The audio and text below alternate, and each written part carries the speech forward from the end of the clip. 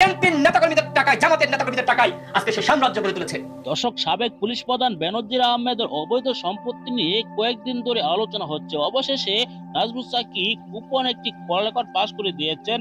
সাবেক পুলিশ প্রধান বেনজির আহমেদের সেই গোপন কল রেকর্ড নিয়ে এখন তোলপাড় সৃষ্টি হয়েছে। আপনাদেরকে এই ভিডিওতে দেখাবো সেখানে কি বলা হয়েছে। অন্যদিকে বিএনপি জামাতের টাকা দিয়ে নাকি এরকম সম্পত্তি বানিয়েছেন বেনজির আহমেদ। এসব বিষয় নিয়ে গোপন তথ্য দিয়েছেন রাশেদ ভাই। রাশেদ ভাইয়ের বক্তব্যটি রয়েছে এই ভিডিওতে। খুবই গুরুত্বপূর্ণ একটি ভিডিও, তাই ভিডিওটি না টেনে পুরো ভিডিওটি দেখবেন।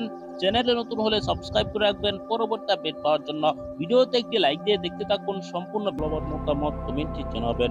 দর্শক, গত কয়েকদিন ধরে আলোচনা হচ্ছে বেনজির আহমেদের অবৈধ সম্পত্তি নিয়ে।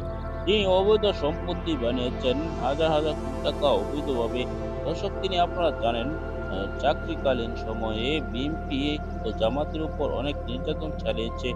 দর্শক, সে নাকি বিএনপি জামাতের নেতা কর্মীদের ধরে নিয়ে যাওয়ার পর তিনি সেখানে তাদেরকে ক্রসফায়ার হুমকি দিয়ে অবৈধ সম্পত্তি বানিয়েছেন, তাদের কাছ থেকে টাকা নিয়েছেন, ঘুষ নিয়েছেন, জমি দখল করেছেন বলে ধারণা করা যাচ্ছে।